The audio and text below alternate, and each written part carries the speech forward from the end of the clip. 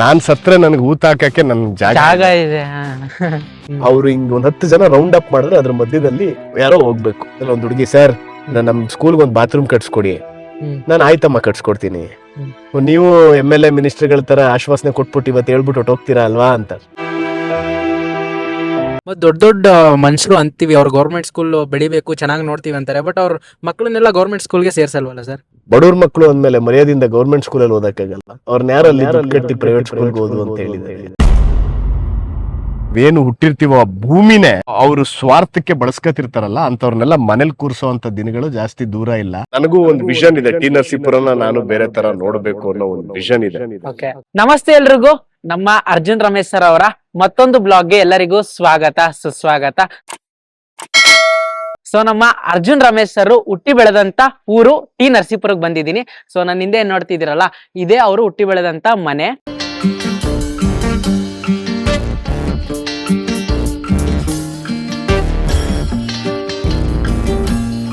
So ಅವರ ತಂದೆ ಹೆಸರು ಇಲ್ಲಿ ಹಾಕಿದ್ದಾರೆ ನೋಡಿ, ಸಿ ರಮೇಶ್, ಮಾಜಿ ಶಾಸಕರು ಅಂತ. ಸೊ ಇಲ್ಲಿ ಅರ್ಜುನ್ ಸರ್ ಅವರ ನೇಮ್ ಕೂಡ ಹಾಕಿದ್ದಾರೆ. ಒಂದೇ ಗೋಲಿನ ಒಬ್ರದ್ದು ಒಂದೇ. ಹೌದಾ? ಹಿಂಗಾಡ ತೋರ್ಸು ಬರ ಹೆಂಗ ಹೆಂಗ್ ತೋರ್ಸು ಒಂದ್ಸಲ.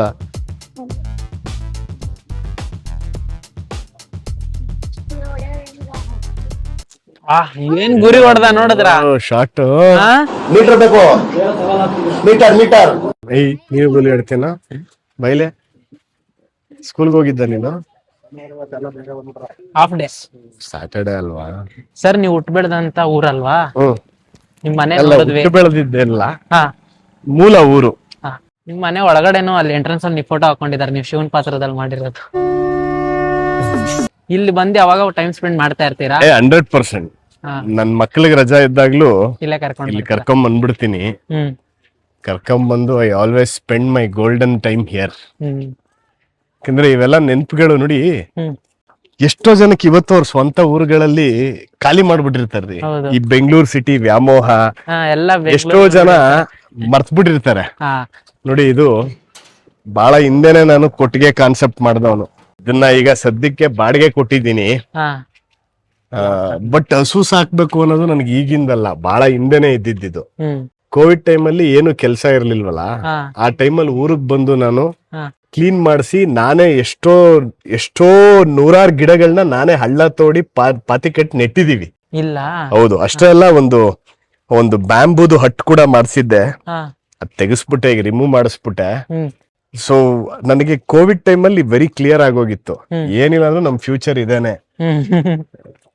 ಕಡೆ ಪಕ್ಷ ನಾಳೆ ದಿನ ಅಲ್ಲಿ ಕೆಲಸ ಇಲ್ಲ ಅಂದ್ರೂ ಇಲ್ಲಿ ಬಂದು ಸೆಟ್ಲ್ ಆದ್ರೆ, ಕೆಲಸ ಇಲ್ಲ ಅಂದ್ರೂ ಇಲ್ಲಿ ಬಂದು ಸೆಟ್ಲ್ ಆಗ್ಬೋದು ಅಂತ ಇದು ಕೋವಿಡ್ ಟೈಮ್ ಅಲ್ಲೇ ಪ್ಲಾನ್ ಮಾಡಿ ಕಟ್ಸಿದ್ ನಾನು.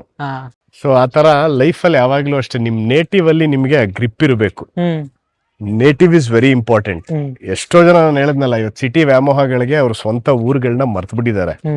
ಅವರು ಆ ಸಿಟಿ ವಾತಾವರಣಕ್ಕೆ ನಾವು ಬದುಕಬೇಕು, ಸಿಟಿ ಲೈಫ್ ಸ್ಟೈಲ್ ಲೀಡ್ ಮಾಡ್ಬೇಕು ಅನ್ನೋ ಕಾರಣಕ್ಕೆ ತಮ್ಮ ಊರು, ತಮ್ಮಲ್ಲಿ ಇರ್ತಕ್ಕಂಥ ಜಮೀನ್ಗಳು ಕೆಲವರು ಮಾರ್ಕೊಂಡ್ಬಿಟ್ಟಿದ್ದಾರೆ. ಇನ್ ಕೆಲವರು ಅದನ್ನ ಹಂಗೆ ಬಿಡ್ಬಿಟ್ಟಿದ್ದಾರೆ. ಕೆಲವರು ಬೇರೆಯವ್ರಿಗೆ ಬೋಗಿ ಕ್ರೈ ಕೊಟ್ಟಿರ್ತಾರೆ. ಸೊ ನನಗೆ ಒಂದು ಖುಷಿ ಏನು ಅಂದ್ರೆ, ನನ್ನ ಊರೊಳಗೆ ಟೌನ್ ಲಿಮಿಟ್ಸ್ ಒಳಗೆ ಇರ್ತಕ್ಕಂಥ 1.5 ಎಕರೆ ಜಾಗ ಇದು. ಟೌನ್ ಒಳಗೆ, ಹಾರ್ಟ್ ಆಫ್ ದ ಟೌನ್ ಒಳಗಿರೋ ಜಾಗ ಇದು. ಸೊ ಇದೊಂದು ಖುಷಿ ನಮ್ಗೆ. ಏನಿಲ್ಲ ಅಂದ್ರು ನಾನ್ ಸತ್ರೆ ನನ್ಗೆ ಊತ ಹಾಕಕ್ಕೆ ನನ್ ಜಾಗ ಇದೆ. ಸೊ ನನ್ನ ಮಕ್ಕಳು ಎಲ್ಲಾ ಆನ್ಸಿಸ್ಟರ್ಸ್ನು, ನಮ್ಮ ತಾತ ಅಜ್ಜಿ, ನನ್ನ ತಾಯಿನೂ ಕೂಡ ಇಲ್ಲೇ ನಾವು ಊತ ಹಾಕಿರೋದು. ಸೊ ಅವ್ರೆಲ್ರು ಗುರ್ತಿಸ್ಕೊಳಕ್ಕೆ ಅವ್ರ ಮೆಮೊರೀಸ್ಗಳನ್ನ ನನ್ ಮಕ್ಳಿಗೆ ಉಳ್ಸಕ್ಕೆ ಇದೊಂದು ಜಾಗ. ಇದನ್ನ ಕಮರ್ಷಿಯಲೈಸ್ ಮಾಡಿ ಬೇರೆ ಏನಾದ್ರು ಮಾಡೋದಕ್ಕೆ 1000 ದಾರಿ ಇರುತ್ತೆ. ದುಡ್ಡು ಮಾಡಕ್ಕೆ ಇಲ್ಲಿ ತುಂಬಾ ದಾರಿ ಇದೆ. ಲೇಔಟ್ ಮಾಡಕ್ಕೆ, ಇನ್ನೊಂದಕ್ಕೆ, ಅದಕ್ಕೆಲ್ಲ ಏನಿಲ್ಲ. ಬೆಳೆ ಏನಾದ್ರು ಹಾಕ್ಬಿಟ್ರೆ ಸಾಕು, ಬೆಳ್ಕೊಂಡು. ಸರ್ ಬೆಳೆನೂ ಬೇಡ ಸರ್, ಈಗ ಫೋನ್ ಮಾಡಿದ್ರೆ ನಾಳೆ ಬೆಳಗ್ಗೆ ಇದನ್ನ ಲೇಔಟ್ ಮಾಡಕ್ ರೆಡಿ ಇದ್ದಾರೆ. ಡೆಫಿನೆಟ್ಲಿ ಹೌದು.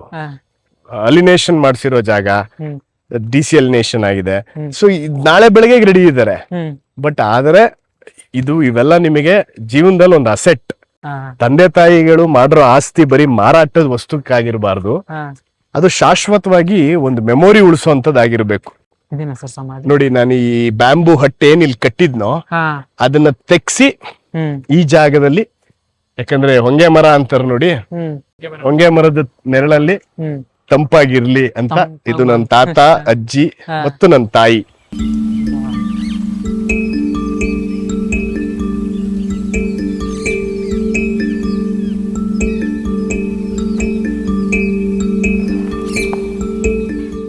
So these are all life time memories. ನೋಡಿ, ಅಲ್ಲೇ ಹೊಳೆ, ಅದೇ ಹೊಳೆ, ಅಲ್ಲಿ ಹೋದ್ರೆ ಅಲ್ಲಿ ಗೇಟ್ ಇದೆ, ಅಲ್ಲಿ ಹೋದ್ರೆ ಹೊಳೆ ಇದೆ. ಈ ಊರಿಗೆ ಇತಿಹಾಸ ಇರ್ತಕ್ಕಂಥದ್ದು ತಿರುಮಕೂಡಲು ನರಸೀಪುರ ಅಂದ್ರೆ ಇದು ತ್ರಿವೇಣಿ 3 ನದಿಗಳ ಜೋಡಣೆ ಆಗುವಂತ ಒಂದು ಸ್ಥಳ. ಕಾವೇರಿ, ಕಪಿಲಾ ಮತ್ತು ಸ್ಫಟಿಕ. ಸೊ ಇದು ಸಂಗಮ. ದಕ್ಷಿಣ ಭಾರತದಲ್ಲಿ ಎಲ್ಲಾದ್ರೂ ನಿಮಗೆ ಕುಂಭಮೇಳ ನಡೆಯುತ್ತೆ ಅಂದ್ರೆ ಅದು ಟಿ ನರಸೀಪುರದಲ್ಲಿ. ನರಸೀಪುರ.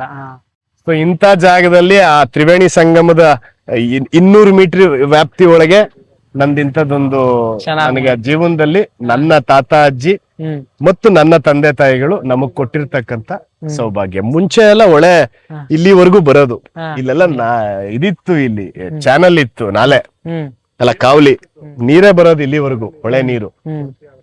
ಅದೇ ಡೇ ಬೈ ಡೇ ಕಮರ್ಷಿಯಲೈಸ್ ಆಗ್ತಾ ಆಗ್ತಾ ಕೆಲವೊಂದಷ್ಟು ಹೋಗ್ತಾ ಇರುತ್ತೆ ಅನ್ನೋದಕ್ಕೆ ಇವೆಲ್ಲ ಉದಾಹರಣೆಗಳು. ಮರಳು ಮಾಫಿಯಾ ಇತ್ತು ಇಲ್ಲಿ ಹಿಂದೆ, ಅದರಿಂದ ಹೊಳೆ ಈಗ ಮೇಲಕ್ಕೆ ಬರ್ತಾ ಇಲ್ಲ ಅಷ್ಟೇ. ಮರಳುಗಳು ತೆಗೆದು ತೆಗೆದು ತೆಗೆದು ತೆಗೆದು ನೈಸರ್ಗಿಕದ ಆ ನೈರ್ಮಲ್ಯ ಅದೇ ಆ ಪರಿಸ್ಥಿತಿಗೆ ತಂದ್ಬಿಟ್ಟಿದ್ದಾರೆ ಎಲ್ಲ ಇವತ್ತು. ಇನ್ನು ಹೋಗ್ತಾ ಹೋಗ್ತಾ ಹೆಂಗ್ ಹೋಗುತ್ತೋ ಎಲ್ಲಾ ಕಡೆ ನೀವ್ ಹೇಳ್ದಂಗ್ ಬಿಲ್ಡಿಂಗ್ ಅದು ಇದು ಕಟ್ಬಿಟ್ರೆ ಅದಕ್ಕೆ ಏನ್ ಮಾಡ್ಬೇಕು ಅಂದ್ರೆ ದುಷ್ಟರ ಸಂಹಾರ ಅಂತಾರಲ್ಲ, ಆ ತರ ಅಂತ ಪಿಡುಗು ಯಾರ್ಯಾರು ಯಾರ್ಯಾರು ನಾವೇನು ಹುಟ್ಟಿರ್ತೀವೋ ಆ ಭೂಮಿನೇ, ಆ ಭೂಮಿಗೆ ಬೆಲೆ ಕೊಡದೆ ಕೇವಲ ಕಮರ್ಷಿಯಲೈಸ್ಗೆ ಎಲ್ಲವನ್ನು ಅವರು ಸ್ವಾರ್ಥಕ್ಕೆ ಬಳಸ್ಕೊತಿರ್ತಾರಲ್ಲ, ಅಂತವ್ರನ್ನೆಲ್ಲ ಮನೇಲಿ ಕೂರ್ಸೋಂತ ದಿನಗಳು ಜಾಸ್ತಿ ದೂರ ಇಲ್ಲ. 2028 ಆ ಪರ್ವ ಆಗ್ಬೇಕು ಅಂತ ನಾನು ಕೇಳ್ಕೊತೀನಿ. ಮುಂದಿನ ಎಲೆಕ್ಷನ್ ಅಲ್ಲಿ. ಹೌದು. ನೋಡಿ, ಇದು ನಮ್ ತಂದೆ ಕಟ್ಸಿರೋ ಭವನ, ಅದು ಹೆಸರಿದೆ ನೋಡಿ ಅಲ್ಲಿ, ಸಿ ರಮೇಶ್ ಅಂತ. ಅಲ್ಲಿ ಇದು ಯಾಕೆ ಸರ್ ಭವನ? ಇದು ಫಂಕ್ಷನ್ ಸಾರ್ವಜನಿಕರು ಅವರ ಬಡವರುಗಳು ಮದುವೆ ಮಾಡೋದಕ್ಕೆ ಮಂಟಪ ಸರ್ಕಾರದ ಅನುದಾನದಲ್ಲಿ ಕಟ್ಟಿರ್ತಕ್ಕಂತ ಭವನ. ಮದ್ವೆಗೆಲ್ಲ ಏನ್ ಚಾರ್ಜ್ ಕೊಡ್ಬೇಕದು? ಫ್ರೀನಾ? ತುಂಬಾ ಕಮ್ಮಿ. It is very affordable. ತುಂಬಾ ಉಪಯೋಗ ಆಗುತ್ತೆ ಈ ತರ ಒಂದು ಬಡವರಿಗೆ. ನೋಡಿ, ಇದು ನನ್ನ ತಂದೆ ಕಟ್ಸಿರ್ತಕ್ಕಂತ ಬಸ್ ಸ್ಟಾಪ್, ಬಸ್ ನಿಲ್ದಾಣ ಇದು. ಸರ್, ಗೌರ್ಮೆಂಟ್ ಶಾಲೆಗಳು ತುಂಬಾ ಕಮ್ಮಿ ಆಗ್ತಿದಾವಲ್ಲ ಸರ್ ಎಲ್ಲ ಕಡೆ? ಇನ್ನೊಂದ್ ಸ್ವಲ್ಪ ದಿನ ಹೋದ್ರೆ ಸರ್ಕಾರಿ ಶಾಲೆಗಳೇ ಇರಲ್ಲ, ಎಲ್ಲ ಮುಚ್ಚೋಗ್ಬಿಡ್ತವೆ. ಆ ಪರಿಸ್ಥಿತಿಲಿ ಇವತ್ತು ನಾವಿದೀವಿ. ಯಾಕಂದ್ರೆ ನಿಮ್ಗೆ ಗೊತ್ತಿರ್ಬೋದು, ಪ್ರತಿ MLA-ಗಳಿಗೂ ಪ್ರತಿ ಮಂತ್ರಿಗಳಿಗೂ ಇವತ್ತಿನ ಎಷ್ಟೋ ಜನ ನನಗೆ ಗೊತ್ತಿರೋ ಹಾಗೆ 70% ಅವ್ರದೇ ಪ್ರೈವೇಟೈಸ್ ಸ್ಕೂಲ್ಗಳಿರೋದ್ರಿಂದ ಅವರು ಸರ್ಕಾರದ ಶಾಲೆಗಳನ್ನ ಎಲ್ಲಿ ಡೆವಲಪ್ಮೆಂಟ್ ಮಾಡಕ್ಕೆ ಅವ್ರಿಗೆ ಮನ್ಸು ಬರುತ್ತೆ. ಇವತ್ತಿನ ಪರಿಸ್ಥಿತಿ ಪ್ರೈವೇಟ್ ಸ್ಕೂಲ್ಗಳು ಬಹಳ ಅದೋ ಸ್ಥಿತಿ, ಯಾವಾಗ ಬಿದೋಗುತ್ತೋ ಅಂತಂತ ಪರಿಸ್ಥಿತಿಗಳು ಇದೆ. ನೋಡಿ, ನಮ್ಮ ವರ್ಣಾ ಕ್ಷೇತ್ರದಲ್ಲೇ ಒಂದು ಸರ್ಕಾರಿ ಬಾಲಕಿಯರ ಪ್ರಾಥಮಿಕ ಶಾಲೆ, ಸ್ಟ್ರೆಂತ್ ಅಲ್ಲೊಂದು 500 ಜನ ಹೆಣ್ಮಕ್ಳು, 400-500 ಜನ ಹೆಣ್ಮಕ್ಳು ಅಲ್ಲಿ ವ್ಯಾಸಂಗ ಮಾಡ್ತಿದ್ದಾರೆ. ಅಂತ ಶಾಲೆಯಲ್ಲಿ ಒಂದ್ ದಿವಸ ಹಿಂಗೆ ನನ್ನನ್ನ ಅಲ್ಲಿ ಪ್ರಾಂಶುಪಾಲರು, ಟೀಚರ್ಸ್ಗಳು, ಸರ್ ನೀವು ಒಂದ್ಸಲ ನಮ್ ಸ್ಕೂಲ್ ವಿಸಿಟ್ ಮಾಡಿ ಅಂತ ಕರಿತಿರ್ತಾರೆ. ಮೊದಲನೇದು, ನಾನು ಆ ವಾರ್ಡಿನ ಕೌನ್ಸಿಲರ್ ಕೂಡ ಅಲ್ಲ, ಅದು ನನ್ನ ವಾರ್ಡ್ಗೂ ಸೇರಿರಲ್ಲ. ನಾನು ಸುಮಾರು ಸಲ ಅವಾಯ್ಡ್ ಮಾಡಿರ್ತೀನಿ, ಏನಕ್ಕೆ ಸುಮ್ನೆ ಅಂತ. ಒಂದ್ಸಲ ನನ್ನ ಜೊತೆ ಒಂದಷ್ಟು ಜನ, ನಮ್ದೊಂದು ಸಂಘಟನೆ ಇರುತ್ತೆ, ಅವರೆಲ್ಲ ಇಲ್ಲ ನೀವು ಬರ್ಲೇಬೇಕು ಅಂತ ಹೇಳಿ ನನ್ನನ್ನ ಕರ್ಕೊಂಡು ಹೋಗ್ತಾರೆ. ಕರ್ಕೊಂಡು ಹೋದಂತ ಸಂದರ್ಭದಲ್ಲಿ ನಾನು ಹೋದಾಗ, ಅವಾಗ ಅಲ್ಲಿ ಸ್ಕೂಲ್ನೆಲ್ಲ ವೀಕ್ಷಣೆ ಮಾಡ್ತಿರೋ ಸಂದರ್ಭದಲ್ಲಿ ಅಲ್ಲಿ ಹೆಣ್ಣು ಮಕ್ಕಳೆಲ್ಲ ಒಂದು ಗುಂಪಲ್ಲಿ ನಿಂತಿರ್ತಾರೆ. ಏನಕ್ಕೆ ಅಂತ ಕೇಳಿದಾಗ ಇದು ಪರಿಸ್ಥಿತಿ ಅಂತ ಗೊತ್ತಾಗತ್ತೆ ನನಗೆ. ಅವ್ರು ಹಿಂಗ್ 10 ಜನ ರೌಂಡ್ ಅಪ್ ಮಾಡಿದ್ರೆ ಅದ್ರ ಮಧ್ಯದಲ್ಲಿ ಯಾರೋ ಹೋಗ್ಬೇಕು, ಯಾಕಂದ್ರೆ ಅಲ್ಲಿರ್ತಕ್ಕಂಥ ಬಾತ್ರೂಮ್ ಎಲ್ಲ ಬಿದ್ದಿ ಉದುರೋಗಿರುತ್ತೆ. ಸೊ ಅವಾಗ ನಾನು, ಹೆಣ್ಮಕ್ಳು ಬರ್ತಾರೆ ನನ್ನ ಹತ್ರ ಬಂದು, ಹಾಯ್ ಸರ್ ಹೇಗಿದ್ದೀರಾ ಅಂತ ಕೇಳ್ತಾರೆ. ಅದ್ರಲ್ಲಿ ಒಂದು ಹುಡುಗಿ, ಸರ್ ನಮ್ ಸ್ಕೂಲ್ಗೆ ಒಂದು ಬಾತ್ರೂಮ್ ಕಟ್ಸ್ಕೊಡಿ. ನಾನು ಆಯ್ತಮ್ಮ ಕಟ್ಸ್ಕೊಡ್ತೀನಿ. ನೀವು MLA ಮಿನಿಸ್ಟರ್ಗಳ ತರ ಆಶ್ವಾಸನೆ ಕೊಟ್ಬಿಟ್ಟು ಇವತ್ತು ಹೇಳ್ಬಿಟ್ಟು ಹೊಟ್ಟೋಗ್ತೀರಾ ಅಲ್ವಾ ಅಂತ. ನಂಗೆ ಶಾಕ್ ಆಗತ್ತೆ. ನೋಡಿ. ಅಲ್ಲಿಗೆ ಅವ್ರು ಎಷ್ಟು ವರ್ಷದಿಂದ ಎಷ್ಟು ಜನನ ಇದು ಕೇಳಿರ್ಬೋದು ಅಂತ. ಅಲ್ಲೇ ಸ್ಪಾಟ್ ಅಲ್ಲಿ ನಾನು ಕಾಂಟ್ರಾಕ್ಟರ್ನ ಕರೆಸಿ ಅಲ್ಲೇ ಗುದ್ಲಿ ಪೂಜೆ ಮಾಡಿಸಿ 15 ದಿವಸದೊಳಗೆ 2 ಬಾತ್ರೂಮ್ನ ನನ್ನ ಸ್ವಂತ ವೆಚ್ಚದಲ್ಲಿ ಕಟ್ಸ್ಕೊಡ್ತೀನಿ.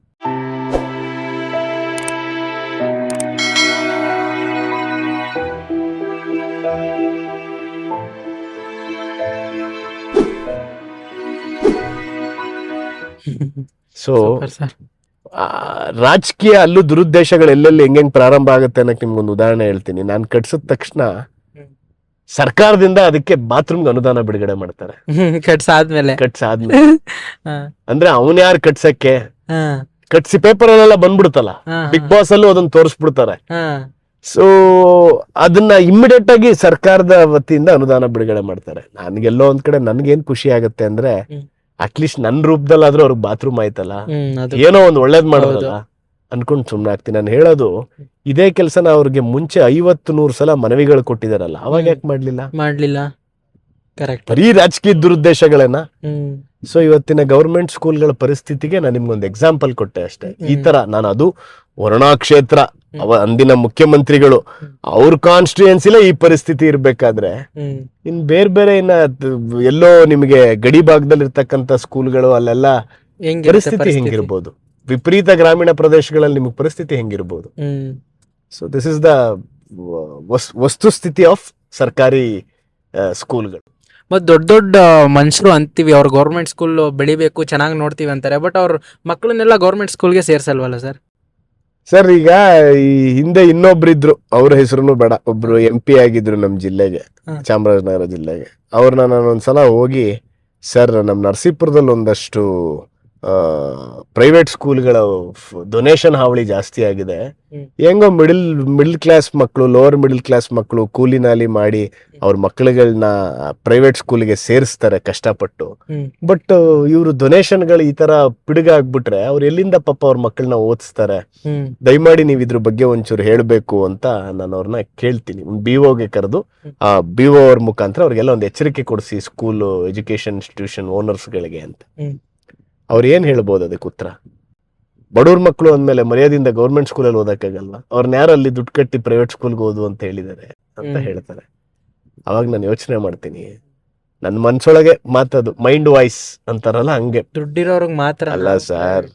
ನೀವು ಗೌರ್ಮೆಂಟ್ ಸ್ಕೂಲ್ ನ್ಯಾಯವಾಗಿ ನಡೆಸಿದಿದ್ರೆ ಇವತ್ತು ಅವ್ರು ಯಾಕೆ ಸರ್ ಅಲ್ಲಿಗೆ ಹೋಗಿ ಸೇರ್ಸೋರು? ನಿಮ್ ಎಜುಕೇಶನ್ ಸಿಸ್ಟಮ್ಮೇ ಸರ್ಕಾರದ ವತಿಯಿಂದ ಸರಿ ಇಲ್ದೇ ಇರೋ ಕಾರಣಕ್ಕೆ ತಾನೇ ಅವ್ರು ಅಲ್ಲಿ ಸಾಲ ಸೋಲ ಮಾಡಿ ಸೇರಿಸ್ತಿರೋದು. ನೀವು ಕರೆಕ್ಟ್ ಆಗಿ ಇಟ್ಟಿದ್ರೆ ಸ್ಕೂಲ್ಗಳನ್ನ, ಸರ್ಕಾರಿ ಶಾಲೆಗಳು ಕರೆಕ್ಟ್ ಆಗಿ ಒಂದ್ ಒಳ್ಳೆ ಗುಣಮಟ್ಟದಲ್ಲಿ ನಡೀತಿದ್ರೆ ಅವ್ರು ಯಾಕೆ ಸರ್ ಅಲ್ಲಿಗೆ ಹೋಗೋರು? ಹಿಂದಿನ ಕಾಲದಲ್ಲಿ ಸರ್ಕಾರಿ ಶಾಲೆಯಲ್ಲಿ ಓದ್ದವರು IAS IPS ಆಫೀಸರ್ಗಳು, ಇವತ್ತಿನ ದಿನದಲ್ಲಿ ತೋರಿಸಿ ಎಲ್ಲಾದ್ರೂ ಉದಾಹರಣೆ? ಶಾಲೆಗಳೇ ಇಲ್ವಲ್ಲ sir. So these are all the democracy what we are living. ಇದನ್ನೆಲ್ಲ ಒಂದೊಂದ್ಸಲ ನೋಡಿ ಒಂದು ಮುಗುಳ್ನಾಗೆ ನಕ್ಕಿ ಸುಮ್ನಾಗ್ಬಿಡ್ಬೇಕು. ಬಟ್ ನಾನ್ ಹೇಳೋದು, ನಮಗ್ ಸಮಯ ಅಂತ ಬರೋದು ವೋಟಿಂಗ್ ಟೈಮ್, ಆ ಟೈಮಲ್ಲಿ ತೋರಿಸ್ಬೇಕು. ನೀವು ಮುಂದೆ ನಿಮ್ಗೆ ಬರೋ ಎಲೆಕ್ಷನ್ ಅಲ್ಲಿ ಟಿಕೆಟ್ ಏನಾದ್ರು ಸಿಕ್ಕಿ ಇಲ್ಲಿ ಜನ ಗೆಲ್ಸಿದ್ರೆ ಏನೇನೆಲ್ಲ ಅಭಿವೃದ್ಧಿ ಮಾಡ್ಬೇಕಂತ ಆಸೆ ಇದೆ? ಯಾವಾಗ್ಲೂ ಅಷ್ಟೇ, ಒಂದು ಕಾನ್ಸ್ಟಿಟ್ಯೂಯೆನ್ಸಿಲಿ ಬೇಸಿಕ್ಸ್ ಆರ್ ವೆರಿ ಇಂಪಾರ್ಟೆಂಟ್. ಮುಖ್ಯವಾಗಿ ಜನಗಳು ಕೇಳೋದು ನಿಮಗೆ ಒಳ್ಳೆ ರಸ್ತೆಗಳು ಮತ್ತು ನೀರಿನ ವ್ಯವಸ್ಥೆ ಮತ್ತು ಫುಟ್ಪಾತ್ಗಳು, ಓಡಾಡೋದಕ್ಕೆ ಫುಟ್ಪಾತ್ಗಳು. ಯಾವಾಗ್ಲೂ ಅಷ್ಟೇ. ನೋಡಿ, ನಿಮಗೆ ಇದು taluk head quarters T Narasipura. ನಾವು ಹುಟ್ಟಿದಾಗಿಂದ ಇಲ್ಲಿವರೆಗೂ ನೋಡಿದೀವಿ, ಟಿ ನರಸೀಪುರದೊಳಗಡೆ ಫುಟ್ಪಾತ್ಗಳು ನೀವೆಲ್ಲೇ ಹೋಗಿ ಫುಟ್ಪಾತ್ ತುಂಬಾ ಅದು ಜನಗಳು ಓಡಾಡೋದಕ್ಕೆ ಯಾವುದೇ ಕಾರಣಕ್ಕೂ ಲಾಯಕ್ ಇಲ್ದಂಗಿರವೆ ಟಿ ನರಸೀಪುರದಲ್ಲಿ ಇರ್ತವೆ. ಆಮೇಲೆ ನೀವು ಇಷ್ಟು ದೊಡ್ಡ ಕ್ಷೇತ್ರ, ಐತಿಹಾಸಿಕ ಕ್ಷೇತ್ರ ಇದು. ಇಲ್ಲಿ ನಿಮ್ಗೆ ಎಲ್ಲೂ ಒಂದು ಕಾಮನ್ ಗೇಟ್ ಇಲ್ಲ, ವೆಲ್ಕಮ್ ಬೋರ್ಡ್ಸ್ ಇಲ್ಲ. ಕರೆಕ್ಟ್. ಇದು ಮಾಜಿ ಮುಖ್ಯಮಂತ್ರಿಗಳು ಪ್ರತಿನಿಧಿಸೋ ಕ್ಷೇತ್ರ ಮತ್ತು ಮಾಜಿ ಸಚಿವರು, ಅವರು ಕೂಡ 7 ಬಾರಿ ಶಾಸಕರು, 6 ಬಾರಿ 7 ಬಾರಿ ಶಾಸಕರಾಗಿ 3-4 ಬಾರಿ ಸಚಿವರಾಗಿರ್ತಕ್ಕಂಥ ಕ್ಷೇತ್ರ. ಇಲ್ಲಿ ನಿಮ್ಗೆ ಇಂತ ಒಂದು ಐತಿಹಾಸಿಕ ಸ್ಥಳ, ತ್ರಿವೇಣಿ ಸಂಗಮ, ಪಂಚಲಿಂಗೇಶ್ವರ ಸನ್ನಿಧಿ ಇದೆ ಮತ್ತು ತಲಕಾಡಿದೆ. ಏನ್ ನಿಮ್ಗೆ ಯಾವ್ದಿಲ್ಲ ಟಿ ನರಸೀಪುರದೊಳಗೆ. ಇಂತ ಜಾಗದೊಳಗೆ ನಿಮಗೆ ಒಂದ್ ಹೆಡ್ ಕ್ವಾರ್ಟರ್ಸ್ ಒಳಗೆ ವೆಲ್ಕಮ್ ಬೋರ್ಡ್ ಇಲ್ಲ. ಇದೆಲ್ಲ basics, these are all basics. ಇದ್ರ ಜೊತೆಗೆ ಒಂದಷ್ಟು ಇಲ್ಲೇ ಸ್ವಯಂ ಉದ್ಯೋಗಗಳನ್ನ ಸೃಷ್ಟಿ ಮಾಡತಕ್ಕಂತ ಒಂದಷ್ಟು ಕೆಲ್ಸಗಳಾಗ್ಬೇಕು. ಇಲ್ಲಿ ಎಂಪ್ಲಾಯ್ಮೆಂಟ್ ಕ್ರಿಯೇಟ್ ಮಾಡಿದ್ರೆ ಇಲ್ಲಿರೋ ಜನ ಬೇರೆ ಕಡೆ ಹೋಗಲ್ಲ. ಡೆಫಿನೆಟ್ಲಿ ಹೌದು. ಕರೆಕ್ಟ್ ಸರ್, ಹೌದು. ಆಮೇಲೆ ಇಲ್ಲೇನಾಗಿದೆ, ಅತಿ ಹೆಚ್ಚು ಕೂಲಿ ಕಾರ್ಮಿಕರು ನಮ್ಮ ಹಳೆ ಮೈಸೂರು ಚಾಮರಾಜನಗರದಲ್ಲಿ ಅತಿ ಹೆಚ್ಚು ಕೂಲಿ ಕಾರ್ಮಿಕರೇ ಜಾಸ್ತಿ. ಅವ್ರಿಗೆ ಅದು ಬಿಟ್ರೆ ಬೇರೆ ದುಡಿಮೆ ಇಲ್ಲ. ಕಡೆ ಪಕ್ಷ ಗಂಡ ಎಲ್ಲಾದ್ರೂ ಕೂಲಿ ಮಾಡಕ್ ಹೋದ್ರು ಇಲ್ಲಿರ್ತಕ್ಕಂತ ಹೆಣ್ಮಕ್ಳುಗಳಿಗೆ ಸ್ವಯುದ್ಯೋಗ ಮಾಡ್ತಕ್ಕಂತ ಒಂದಷ್ಟು ಅದಕ್ಕೇನಾದ್ರೂ ಒಂದಷ್ಟು ಸರ್ಕಾರದಿಂದ ಒಂದಷ್ಟು ಕ್ರಿಯೇಟ್ ಮಾಡಿ ಒಂದಷ್ಟು ಅನುದಾನಗಳನ್ನ ಒಂದಷ್ಟು ಫ್ಯಾಕ್ಟ್ರಿಗಳ ಮುಖೇನ ಸರ್ಕಾರದ ಅಂಡರ್ ಅಲ್ಲಿ ಸರ್ಕಾರದ ಗೈಡ್ಲೈನ್ಸ್ ಅಲ್ಲಿ ನಡೆಯುವಂತ ಒಂದಷ್ಟು ಮಾಡಿ ಒಂದಷ್ಟು ಉದ್ಯೋಗಗಳನ್ನ ಕ್ರಿಯೇಟ್ ಮಾಡ್ಬೇಕು. ಎಂಪ್ಲಾಯ್ಮೆಂಟ್ ಆಪರ್ಚುನಿಟಿ ಲೇಡೀಸ್ಗೂ ಕೂಡ ಕ್ರಿಯೇಟ್ ಮಾಡ್ಕೊಡ್ಬೇಕು. Super. So these are all ಇಂಥ ಐಡಿಯಾಲಜೀಸ್ ಗಳು ಇಟ್ಕೊಂಡು ನನಗೂ ಒಂದು ವಿಷನ್ ಇದೆ. ಟಿ ನರಸೀಪುರನ ನಾನು ಬೇರೆ ತರ ನೋಡ್ಬೇಕು ಅನ್ನೋ ಒಂದು ವಿಷನ್ ಇದೆ. ಅತಿ ಮುಖ್ಯವಾಗಿ ಏನಾಗ್ಬೇಕು ಅಂದ್ರೆ ಭ್ರಷ್ಟಾಚಾರನ ತಡೆ ಹಿಡಿಯುವಂತ ಕೆಲ್ಸಗಳಾಗ್ಬೇಕು. ಇವತ್ ಯಾವ ಪರಿಸ್ಥಿತಿಲಿ ಇದೀವಿ ಅಂದ್ರೆ ಸರ್ಕಾರಿ ಕಚೇರಿಗಳಲ್ಲಿ ನಮ್ಮ ಆಧಾರ್ ಕಾರ್ಡ್ ಮಾಡಿಸ್ಕೊಳಕ್ಕೂ ನಾವು ದುಡ್ಡು ಕೊಡ್ಬೇಕು, ನಮ್ ರೇಷನ್ ಕಾರ್ಡ್ ಮಾಡಿಸ್ಕೊಳಕ್ಕೂ ದುಡ್ಡು ಕೊಡ್ಬೇಕು. ಇಂಥದನ್ನ ತಡೆ ಹಿಡಿಬೇಕು. ನಾವು ಮೊದಲು ಮಾಡ್ಬೇಕಾಗಿರೋ ಬೇಸಿಕ್ಸ್ ಅಂದ್ರೆ ಈ ಬೇಸಿಕ್ಸ್ ಮೊದಲು ಅದನ್ನ ತಡೆ ಹಿಡಿಬೇಕು. ಮತ್ತು ಸರ್ಕಾರಿ ಅಧಿಕಾರಿಗಳು ಯಾರು 11 ಗಂಟೆ 12 ಗಂಟೆ ಮೇಲೆ ಕಚೇರಿಗೆ ಬರ್ತಾರಲ್ಲ ಅಂತದನ್ನ ತಡಿಬೇಕು. ಬೇಕಾಬಿಟ್ಟಿಯಾಗಿ ಬಂದು ಕೆಲಸ ಅಧಿಕಾರಿಗಳು ಸಾರ್ವಜನಿಕರಿಗೆ ಲಭ್ಯವಾಗ್ಬೇಕು. ಇದು ಸರ್ ಮೇನ್. ಕರೆಕ್ಟ್. ಯಾಕಂದ್ರೆ ಸರ್ ನಮ್ಗೆ ಅಧಿಕಾರ ಕೊಟ್ರದೇನೆ ನೀವು ಸಾರ್ವಜನಿಕರು ಸೇವೆ ಮಾಡಿ ಜೊತೆಗಿರ್ಲಿ ಅಂತ. ಅವ್ರೆಲ್ಲೋ ಇರ್ತಾರೆ, ನೀವು 2 ಗಂಟೆ ಆಚೆ ನಿಲ್ಸೋದು, ಕಾಯಿಸೋದು, ಇಲ್ಲ ಅನ್ಸೋದು, ಮತ್ತೆ ನೀವ್ ಯಾರಿಗೋಸ್ಕರ ಕೆಲಸ ಮಾಡ್ತೀರಾ? ಅದಕ್ಕೆ ನೀವ್ ಹೇಳಿದ್ದ ಅವಾಗಲೇ ಸ್ಟಾರ್ಟಿಂಗ್ ನಾವು ಜನರ ಜೊತೆ ಬೆರಿಬೇಕು. ಡೆಫಿನೆಟ್ಲಿ ಹೌದು. ಅವಾಗ್ಲೇ ಕಷ್ಟ ಸುಖಗಳು ಗೊತ್ತಾಗುತ್ತೆ. ಸರ್ಕಾರಿ ಕೆಲಸ ಮತ್ತು ಸರ್ಕಾರದ ಅಂಗ ಅಂದ್ರೆ ನಾವ್ ಯಾರು ಚುನಾಯಿತ ಪ್ರತಿನಿಧಿಗಳು, ನಮ್ ಕೆಲಸ ಏನು ಅಂದ್ರೆ ಜನಗಳ ಜೀತ ಮಾಡೋದು. ನಾವು ನಿಜವಾದ ಯಾರಾದ್ರೂ ಕೆಲಸಗಾರರಿದ್ರೆ ನಾವುಗಳು, ಅವರು ಯಾಕಂದ್ರೆ ನಮ್ಗೆ ವೋಟ್ ಕೊಟ್ಟಂತ ಮತಪ್ರಭುಗಳು, ಅವರು ನೀವು ನಮ್ ಸೇವೆ ಮಾಡಕ್ಕೆ ನೀವು ಲಾಯಕ್ಕಿದ್ದೀರಾ, ನೀವು ಸೂಕ್ತವಾದ ವ್ಯಕ್ತಿ ಅಂತ ನಮ್ಗಂತ ಸ್ಥಾನಮಾನಗಳು ಕೊಟ್ಟಿರ್ತಾರೆ. ಹೌದು. ಸೊ ನಾವುಗಳೇ ಇವ್ರ ಮೇಲೆ ದಬ್ಬಾಳಿಕೆ ಮಾಡ್ಕೊಂಡು ದೌರ್ಜನ್ಯ ಮಾಡ್ಕೊಂಡು ಒಂದ್ ಸರ್ಕಾರಿ ಕಚೇರಿಗೆ ಬಂದಾಗ ಅವ್ನ ಕೆಲಸ 5 ನಿಮಿಷಕ್ಕೆ ಆಗೋದ್ರೆ ಒಂದ್ ಆಧಾರ್ ಕಾರ್ಡು ಇನ್ನೊಂದು ಏನೋ ಅದು ಪ್ರಾಮಾಣಿಕವಾಗಿ ಆಗ್ಬಿಟ್ರೆ ಅದಕ್ಕಿಂತ ಖುಷಿ ಇನ್ನೊಂದಿರಲ್ಲ. ಅವ್ನ್ಗೇನ್ ನೀವೇನ್ ದಿನಾ 100 ರೂಪಾಯಿ ಕೊಡ್ಬೇಕು MLA ಆಗಿ ವೋಟ್ ಕೊಟ್ರೋನ್ಗೆ ಅಂತ ಯಾವನು ಕೇಳಲ್ಲ. ಇಂಥ ಕೆಲ್ಸಗಳಾಗ್ಬಿಟ್ರೆ ಅವ್ರಿಗೆ ಅದೇ ಸ್ವರ್ಗ ಸಿಗ್ತದೆ. ಡೆಫಿನೆಟ್ಲಿ ಹೌದು ಸರ್. ಇವತ್ತಿಗೂ ಎಷ್ಟೋ ಜನ ಕಂಕ್ಳಲ್ಲಿ ಮಗು ಹಿಡ್ಕೊಂಡು ಹೆಣ್ಮಕ್ಳು ಬಂದ್ ತಾಲೂಕಾ ಆಫೀಸ್ಗಳು, ಮುನ್ಸಿಪಾಲಿಟಿಗಳು ಇಲ್ಲೆಲ್ಲ ನಿಂತಿರ್ತಾರೆ. ಅಲ್ಲಿ ಬೇಜವಾಬ್ದಾರಿಯಾಗಿ ರೆಸ್ಪಾನ್ಸ್ಗೆ ಅವ್ರು ಬೇಸತ್ತು ಸರ್ಕಾರದ ಮೇಲೆ ಮತ್ತೆ ರಾಜಕಾರಣಿಗಳ ಮೇಲೆ ಆಸಕ್ತಿನೇ ಕಳ್ಕೊಂಡ್ಬಿಟ್ಟಿರ್ತಾರೆ. ಇದನ್ನೆಲ್ಲ ನಿಲ್ಲಿಸ್ಬೇಕು. So these are my thoughts, my vision. ನನಗೂ ಅವಕಾಶ ಸಿಗುತ್ತೆ. ನಾನು ಆಗ್ಲೇ ಹೇಳಿದ್ನಲ್ಲ, ನಾನಿರೋಂತ ಪಾರ್ಟಿ ಕಾರ್ಯಕರ್ತರ ಪಾರ್ಟಿ. ಪೇಷನ್ಸ್ ಇರ್ಬೇಕು. ಸೊ ಆ ಪೇಷನ್ಸ್ ಇಟ್ಕೊಂಡಿದೀನಿ. ಯಾವತ್ತಾದ್ರೂ ಒಳ್ಳೇದಾಗುತ್ತೆ ಅಂತ ನಮ್ಗೆ. ಖಂಡಿತ ಸರ್, ಖಂಡಿತ ಆಗುತ್ತೆ. ನಿಮ್ ಜೊತೆ ಟೈಮ್ ಸ್ಪೆಂಡ್ ಮಾಡಿ, ಒಂದಿನ ಟೈಮ್ ಸ್ಪೆಂಡ್ ಮಾಡಿ ನನಗಂತೂ ಸಖತ್ ಖುಷಿ ಆಗೋಯ್ತು. ಸಖತ್ ತಿಳ್ಕೊಂಡೆ ನಾನು ಕೂಡ ನಿಮ್ಮಿಂದ. ಸೊ ನಿಮ್ಗೆ ಏನಿಸ್ತು ಸರ್? ನಂಗೆ ಮೊದಲನೇ ಖುಷಿ ಆಗಿದ್ದು ನೀವು ಚಾಲೆಂಜ್ ಅಕ್ಸೆಪ್ಟ್ ಮಾಡ್ಕೊಂಡು ಅಲ್ಲಿಂದ ಬಂದ್ರಲ್ಲ. ಯಾಕಂದ್ರೆ ಇವತ್ತೇನಾಗಿದೆ ಅಂದ್ರೆ ವ್ಲಾಗರ್ಸ್ ಅಂದ್ರೆ ಸುಮ್ನೆ ಎಲ್ಲೋ ಒಂದ್ ಕಡೆ ಕುತ್ಕೊಂಡು ಏನೋ ಒಂದ್ ಕಂಟೆಂಟ್ ಕ್ರಿಯೇಟ್ ಮಾಡಿ ತನಗ್ ತಾನ್ ಹೆಸರು ಮಾಡ್ಬೇಕು ಅಂತ ಇರ್ತಾರೆ. ಬಟ್ ನೀವು ಇನ್ನೊಬ್ರು ಜರ್ನಿ ಮುಖಾಂತರ ಎಕ್ಸ್ಪೋಜರ್ ತಗೊಳ್ಳೋದಿದೆಯಲ್ಲ, ಸೊ ಅದೆಲ್ಲೋ ಒಂದ್ ಕಡೆ ನಿಜವಾಗ್ಲೂ ಅದ್ರಲ್ಲಿ ನಿಮ್ ಪ್ರಾಮಾಣಿಕತೆ ಕಾಣಿಸ್ತು. ಅಂಡ್ ಫಸ್ಟ್ಲಿ ನಾನ್ ನಿಮ್ದು 2-3 ಎಪಿಸೋಡ್ಗಳೆಲ್ಲ ನೋಡಿದೆ ಆದರ್ಶ ಫಿಲ್ಮ್ ಇನ್ಸ್ಟಿಟ್ಯೂಟ್ ಬಗ್ಗೆ. So this are all awareness. ಯಾಕಂದ್ರೆ ನೋಡಿ, ನೀವು ಹೇಳಿದ್ದಕ್ಕೆ ಆದರ್ಶ ಇನ್ಸ್ಟಿಟ್ಯೂಟ್ ಇವತ್ತು ಯಾವ ಪರಿಸ್ಥಿತಿಲಿ ಇದೆ ಅನ್ನೋದು ಇವತ್ತು ಎಲ್ರಿಗೂ ಗೊತ್ತಾಯ್ತು. ಸೊ ನಂಗೆ ಖುಷಿ ಆಯ್ತು. ಸೊ ಅದಕ್ಕೆ ಸುಮ್ನೆ ನೋಡೋಣ, ಎಲ್ರಿಗೂ ಟಾಸ್ಕ್ ಮಾಸ್ಟರ್ ಅಲ್ವಾ ನೀವು, ನಿಮ್ಗೆ ಟಾಸ್ಕ್ ಕೊಡೋಣ ಅಂತ ಟಾಸ್ಕ್ ಕೊಟ್ಟೆ. Very happy. ನಿಮ್ಮ ಚಾನಲ್ ದೊಡ್ಡ ಮಟ್ಟದ ಯಶಸ್ಸು ಕಾಣ್ಲಿ. And I wish you a huge success. Thank you sir. ನಿಮ್ ಸಪೋರ್ಟ್ ಹೀಗೆ ಇರ್ಬೇಕು ಸರ್. ಆಲ್ವೇಸ್. ಯೂತ್ಸ್ ಗೆ ತುಂಬಾ ಖುಷಿ ಆಗುತ್ತೆ. ಸೊ ಯಾರೆಲ್ಲ ಚಾನಲ್ ಸಬ್ಸ್ಕ್ರೈಬ್ ಮಾಡಿಲ್ಲ, ಸಬ್ಸ್ಕ್ರೈಬ್ ಮಾಡ್ಕೊಳ್ಳಿ. ಎಲ್ರಿಗೂ ಟಾಟಾ, ಬೈ ಬೈ.